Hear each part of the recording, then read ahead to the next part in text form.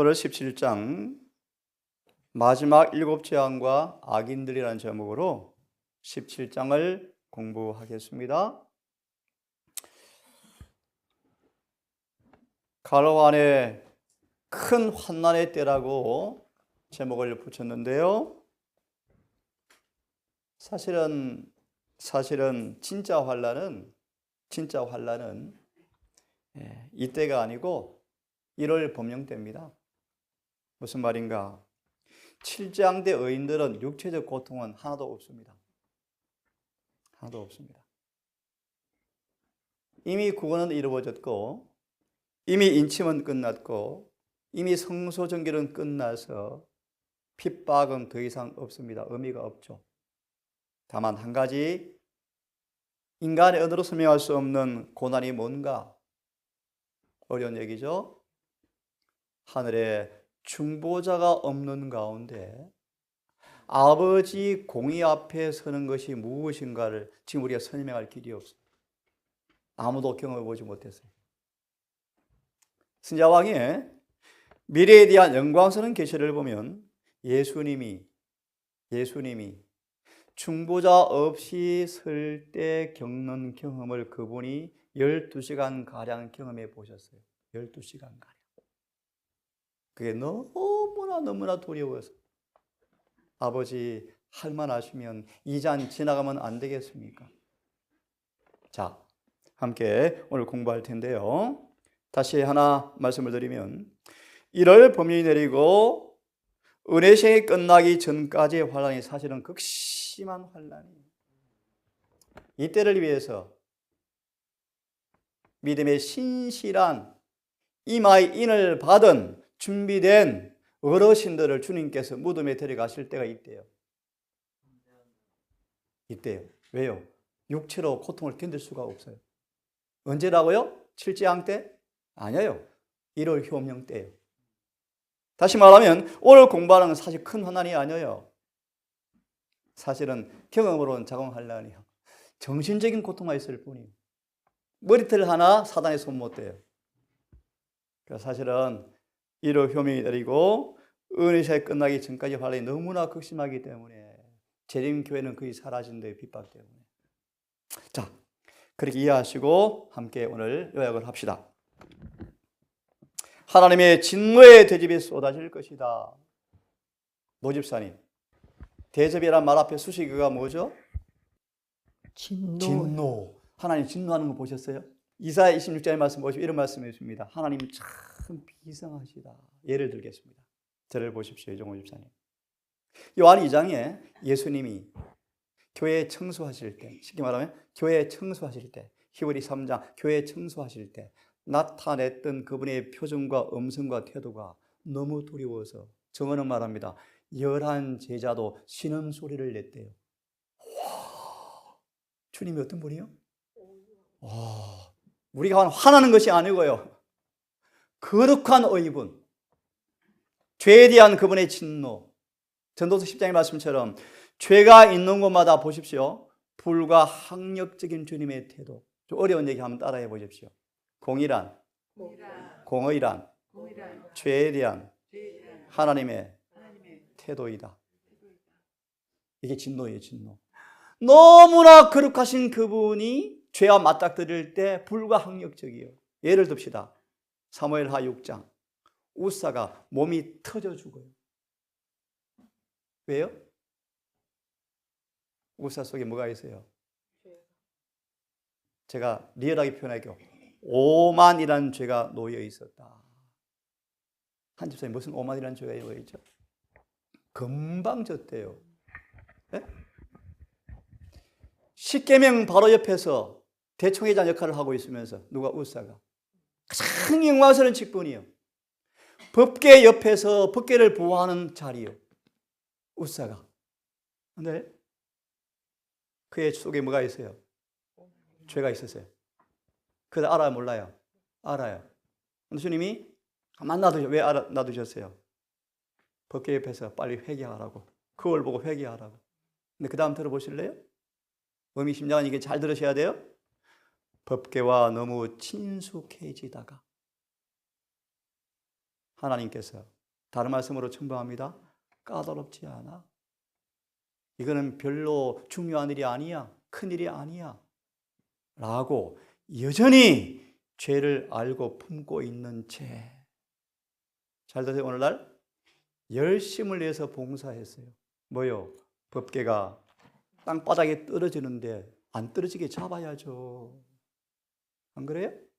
그런데 법궤가 떨어지는 걸 안 떨어지게 하려고 잡다가 바로 몸이 둘로 찢어져 죽었어요. 그래서 베레스 우사가 되었어요. 이게 하나님의 공의요, 공. 7장은 하나님의 공의의 표현이. 예, 무슨? 자, 봅시다. 음수간 사건들이 하나씩 일어날 것이다. 예? 참 우리 평안하죠, 아직. 여러 번 말씀드렸습니다. 역대하 14장. 왜 주님께 지금 평안을 주시죠? 왜 평안을 지금 주시죠? 역대하 14장. 평안한 동안에 빨리 집 지으랍니다. 집 짓고 대문 달아서 자물쇠 채우래요. 빨리. 무슨 말인지 아시죠? 그 역대하 14장이요. 다시 말합니다. 믿음과 순종으로 주의 성전이 빨리 지어져야 돼요. 그래서 평안을 주시는 거예요. 예를 들어 봅시다. 여러분 전쟁이 일어나면 이렇게 신앙할 수 있나요? 못해요. 음흉한 사건들이 곧 일어날 것이다. 나팔이 차례로 불려질 것이며, 제가 가장 어려워하는 이 구절이에요. 요한계시록에 계시록 한나 집사님 7 나팔이 어디 나오죠? 나팔이 차례로 불려지는 거 어디 있죠? 8장 9장이요. 근데 원래 일반적 교회 해석과 좀 차이가 있어요. 사실은요. 7 나팔이 차례로 불려질 것이다. 그 다음 보실래요? 대접이 하나씩 차례로 땅의 거민들에게 쏟아질 것이다. 자비의 천사는 미구에 세상에서 떠나갈 것이며, 예, 자비의 천사가 떠나갈 것이고, 이 똑같은 구들이 어디 있는 줄 알아? 감람산의 시대의 소망. 자비의 천사가 황금 보좌에서 내려와서 날개를 접고 공의의 천사에게 자리를 내어주기 위해서 떠날 채비를 하고 있는 것을 예수께서 보시고 엉엉 우셨대.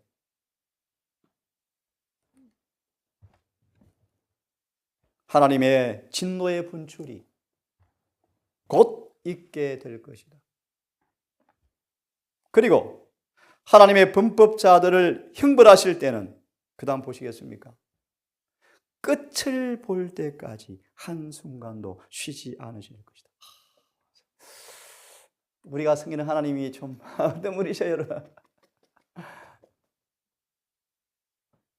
끝까지 죄를 없애시게 돼요. 그때 죄를 품은 죄인들도 끝까지 없어질 거예요. 투쟁하는 나라들, 예, 불가피합니다. 내 큰 천사가 하나님의 종들의 이마에 인을 칠 때까지 세상 열광들을 붙들고 있다. 계시록 5장 11절. 계시록 5장 11절. 뭔지 알아요? 예수님이 7 인으로 봉해진 책을 떼고 있어요. 그때 예수님이 7 인으로 봉해진 인을 떼고 있을 때 천천만만의 천사가 뭐하고 있는가가 기술되어 있어요. 다시 말합니다. 14만 4천 인을 치실 때 사단은 그걸 방해하려고 전쟁 일으키려고 한대요. 그럼 천사들이 뭐해요? 푸틴, 시진핑, 김정은 찾아가서 마음 꽉 붙잡고 있대. 전쟁 지금은 안 되는. 지금 안 돼. 이 종호 이마 인칠 때까지 안 돼. 그 말이에요. 그게 계시록 5장 11절이에요. 지금 이런 시기에 우리가 뭐 하고 있다? 살고 있다. 그런 말이에요. 초기 문제. 아버지, 아버지, 아버지 3번. 나의 피, 나의 피, 나의 피 3번. 그 다음 뭐라는 줄 알아? 아버지 7 재앙을, 진노의 재앙을 잠시만 늦춰 주십시오. 그 다음 말씀 들어볼래? 아직 입맞지 아니한 남은 무리를 응시하시면서 아버지 조금만 더 참아 주십시오. 그 다음 무슨 말씀인 줄 아세요? 우리는 세상 전부 다 포기했어요. 그것도 큰 일이지만 더 큰 일이 있다. 오늘 매일 자아가 죽어야 한다.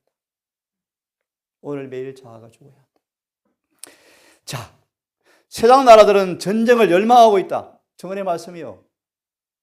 참 이해할 수 없어, 그죠? 땅의 왕들은 전쟁을 열망하고 있더라. 열망하고 있더라. 그러나 천사들에 의해서 제재를 당하고 있더라. 참 감사할 일이요. 이 제재의 능력이 제거되어지면 환난과 고통의 때가 올 것이다. 올 것이다. 치명적 무기가 발명될 것이다. 사람들을 실은 배가 큰 바다에 매몰될 것이다. 진리의 정신을 갖고 있지 않은 모든 사람들은 사탄의 대리자들의 지배 아래 연합될 것이다. 그러나 그들은 큰 아마겟돈 전쟁을 위해서 그때가 오기 전까지 하나님이 붙들어 주실 것이다. 아마겟돈 전쟁이 뭐죠? 한마디로 최후의 선악의 싸움이에요. 언제부터 시작이 될까? 아마겟돈이란 말은 7재앙 가운데 6번째 재앙이 나오는 단어예요. 딱 성경에 한 번. 근데 사실 아마겟돈 언제 시작이 되어지는가? 시작은요 1월 효명이에요. 그리고 7장이 내릴 때 피크를 이루어요. 그것이 6번째 재앙. 그때 어떤 일이 생기는가? 씨 말려 다 죽여버리라. 끝내버려라. 초기문제 말씀 보시면 어떤 나라는 법령이 시행도 되기 전에 제7일 재림 성도를 죽이기 위해서 바로 군대가 막 파송된다. 그때가 와요. 온 세계가 파멸에 휩싸일 것이다. 온 세계. 제가 좀 읽습니다. 천사들은 장차 운명에 대하여 세상의 경고를 다 받을 때까지 투쟁의 바람이 불지 못하도록 억제하고 있더라. 내 바람을 붙잡고 있더라. 그러나 이제 의미심장하죠. 폭풍이 모여들어 지상에서 폭발하기 직전이다. 온 세계가 파멸에 휩싸일 것이다. 열애가 없어요. 유일한 준비, 이마에 입맞을 준비해야 돼. 이거 안 하면 짐승처럼 살다가 그냥 끝나. 천사들이 바람에 놓으라고 명령하시면 들어보십시오. 세상에는 붓으로 도무지 표현할 수 없는 큰 전란의 광경이 전개될 것이다. 예루살렘의 징벌에 대한 주님의 예언은 한 번 더 성취될 것이다. 예루살렘의 파멸은 장차 올 것에 비하면 희미한 그림자에 지나지 않는다. 택함받은 도성의 멸망에서 다시 읽으면 여러분, 택함받은 예루살렘이었는데 지금 재림교회 택함받은 교회죠. 멸망에서 하나님의 은혜를 거스리고 그분의 율법을 짓밟는 세상의 운명을 우리는 미리 볼 수가 있더라. 그래서 예루살렘 멸망 때 어떤 일이 벌어진 거 아시죠? 집사님, 대쟁투 1장. 사단은 이 땅의 거민들의 최후의 큰 환난 가운데 빠뜨릴 것인데 하나님의 천사들이 인간의 감정의 거센 바람을 제어하지 아니하면 각종 투쟁의 요소들이 쏟아져 나올 것이다. 네? 온 세계는 옛날 예루살렘을 휩쓸었던 것보다 더 무서운 폐허를 나타낼 것이다. 하나님은 공의로우시고 자비로우시다. 읽습니다. 자비롭고 관용과 인애와 양성과 진실이 충만한 것이 그분의 품성인데 맞죠? 하지만 죄인을 형벌하실 때 나타내는 공의는 그 자비의 현현만큼이나 진실로 주님의 품성과 같은 것이다. 맞죠? 공의도 뭐라고요? 예를 들어 봅시다. 여호수아에게 갈렙에게 민수기 33장에서 가나안 땅 거민들을 김도환 집사님 한 명도 안 남기고 뭐 하래요? 다 죽이라. 하나님 너무너무 잔인하시다. 도환 집사님 왜 그랬을까요?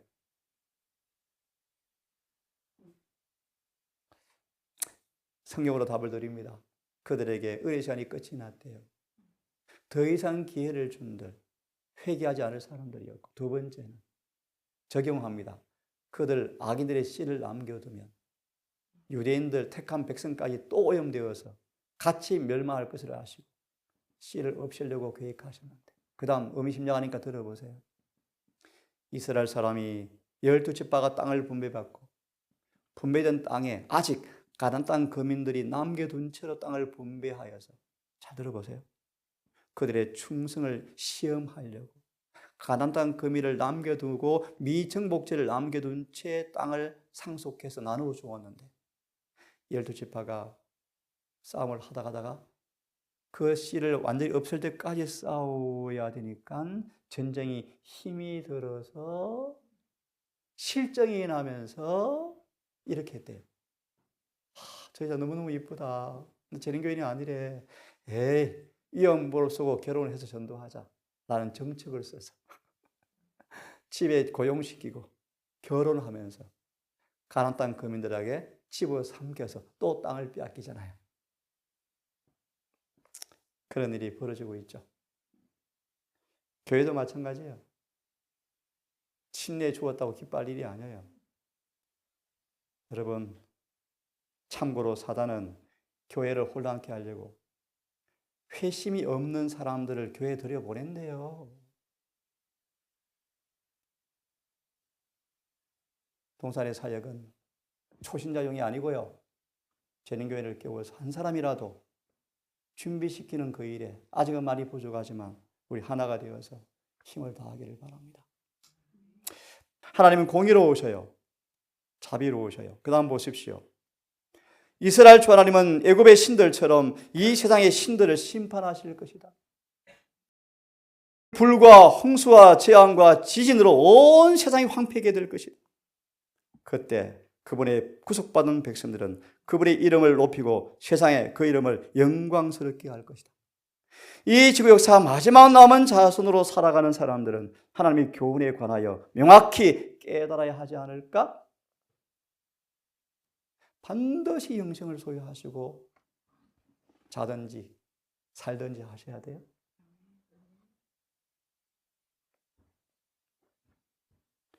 우리의 중보자로서 계시는 분, 우리의 회심과 기도를 들으시는 분, 은혜와 사랑의 상징인 무지개가 머리에 두르고 있는 분, 이분이 미국의 성소의 사업을 거치면 재판관의 직무를 맡게 될 것인데, 참고로 메모해놓고 노 집사님 공부하세요. 이걸 지금 재림교회 많은 신학자들이 잘못 가르치는 거예요. 잘 들으시고 체크하십시오. 하늘 중보 사업이 그치면 은혜와 자비의 보좌는 닫히고 공의가 자리할 때 따라하시고 답을 드릴게. 그때 따라하시고 그때 예수님은 재판관의 직무를 받게 될 것이다. 참고로 들으십시오. 요한 5장 22절. 지금 수많은 설교자들이 잘못 가르치는 성경 구절이에요. 아버지께서 아들에게 심판을 다 맡겼으므로 지금 조사 심판은 예수님께서 우리의 재판자인과 동시에 중보자로 가르치죠. 신학 교수들이. 거짓말이요. 잘못 가르치는 거예요. 지금 예수님은 뭐예요? 재판장이 아니고 뭐고요? 중보자요. 이 또한 재판장은 지금 누굽니까? 아버지야, 아버지. 이게 지금 잘못 가르치는 거예요, 교회에서요. 예수의 중보가 끝나면 예수께서 이제 뭐 하셔요? 그때 심판장이요. 정확히 안 정확해요? 그래서 요한 5장 22절 읽고 정리하세요. 그 다음요.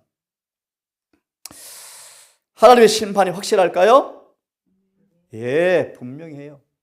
그분의 자비가 분명한 것처럼 그분의 심판도 확실할까요? 그럼요. 그런데 의미심장한 말이 있으니까 좀 읽고 넘어갑시다. 하나님의 사랑은 그분께서 죄인을 멸망시키는 것을 허락하지 않는 그런 성격의 것으로 오늘날 묘사되고 있다. 그분의 사랑은 죄인을 멸망시키는 일을 허락하지 않는 그런 성격의 것으로 사람들은 생각하고 있다. 거짓말이에요. 그 다음 보실래요? 사람들은 그들 자신의 낮은 정의와 공의의 표준으로 하나님의 사랑은 그런 것이 아니에요. 그 다음 보세요. 사람들은 하나님을 너와 같은 줄로 생각하고 있구나.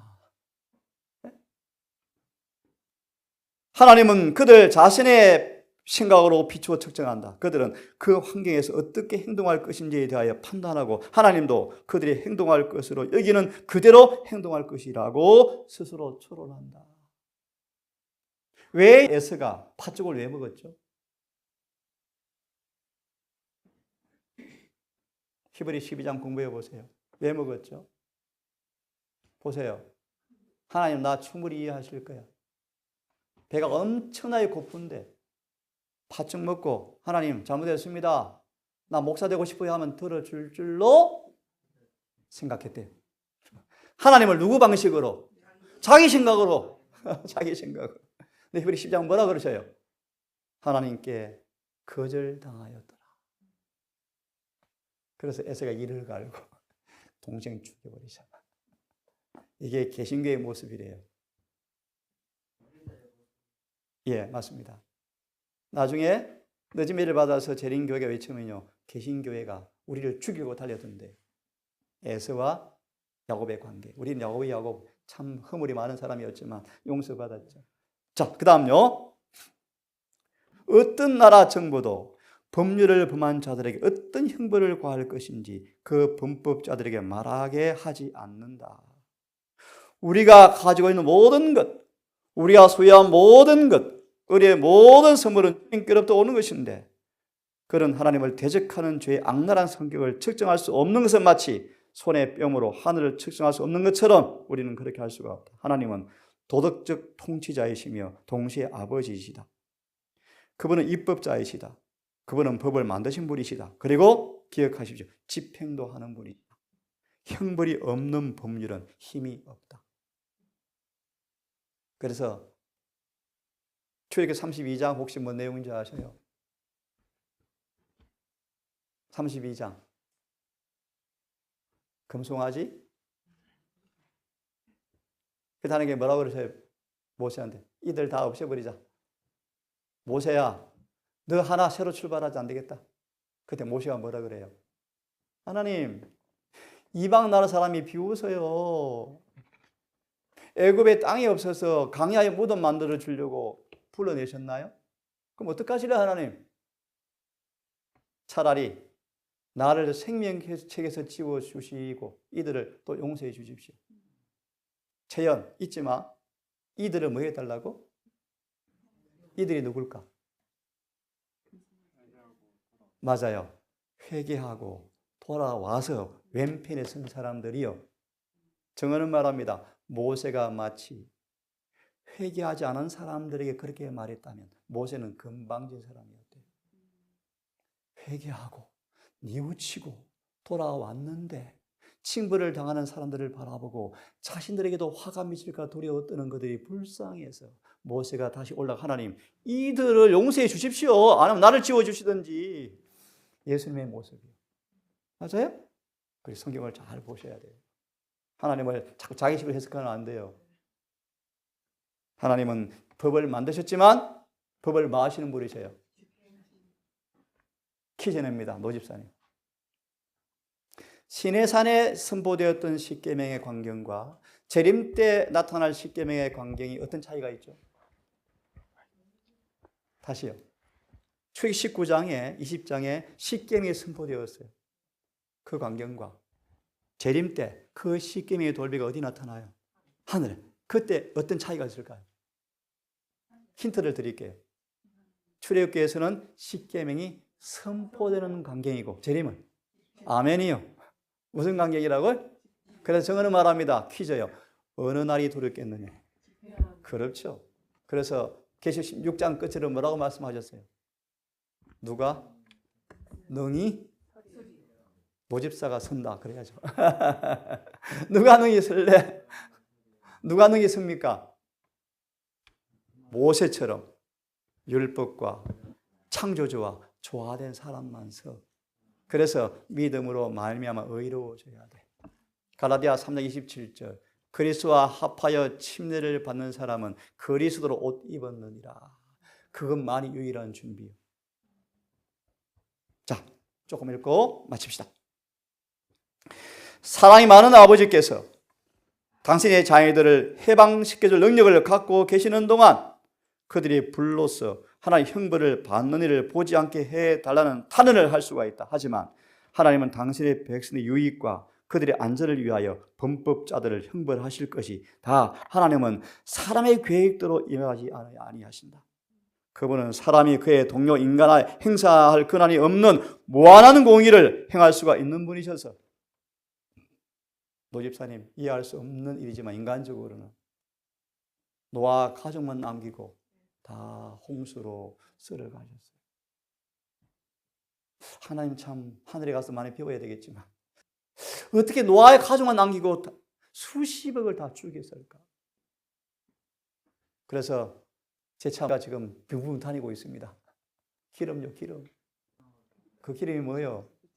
시체가 땅속에서 만들어진 그 기름이요. 세상은 그럽니다. 기름이 고갈된다고 안 해요. 정언 읽어보세요. 무진장이 있대 지금 땅속에. 어디 나와요? 부자순이 나와서 홍수 읽어보세요. 홍수. 되나?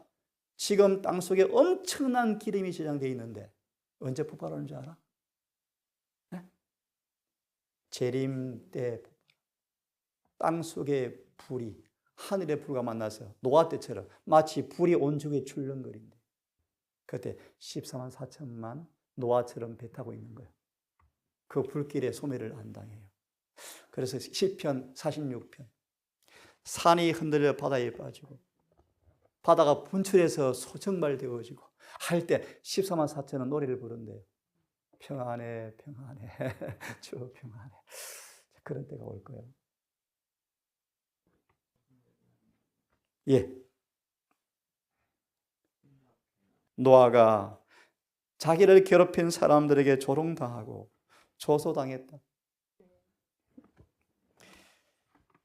롯은 소돔과 고모라는요, 네? 하늘에 유황불이 쏟아졌잖아요. 읽고 오늘은 마무리합시다. 누가 감히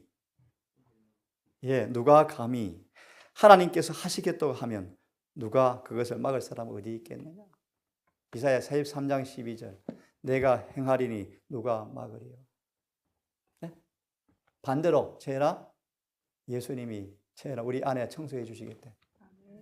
죄를 완전히 청소해 주시겠대. 우리를 맡기기만 하래. 때때로 힘들어요. 가난도 찾아오고 핍박도 오고 왕따도 당하고 쫓겨나기도 해. 그걸 견디면 깨끗해져. 기도한 다음 쉬었다가 예배를 드립시다. 아버지, 우리에게 다가올 사건들이 치열하고 무서울 것입니다. 미리 예언을 통하여 우리에게 경고하셨고 무슨 준비가 필요한지 미리 말씀하신 아버지, 이 평안한 때 믿음과 순종으로 현대 노아 방주를 짓겠습니다. 은혜를 힘입어서 성령 안에서 주어진 은사에 따라서 주의 의를 많이 장사해서 이문을 남기는 더 변화가 이루어지는 더 거룩해지는 장사를 하겠습니다. 하나님, 사랑 우리 가족들, 온라인으로 방송을 참여하는 여러 흩어진 성도들 모두 기억하셔서 얼마 남지 않은 마지막 이 평안한 때 반드시 은혜를 통해서 준비되어서 침상이 내릴 때, 환난이 올 때 피난처를 가진 행복한 모습으로 서게 해 주시옵소서. 예수님 이름으로 기도드리옵나이다.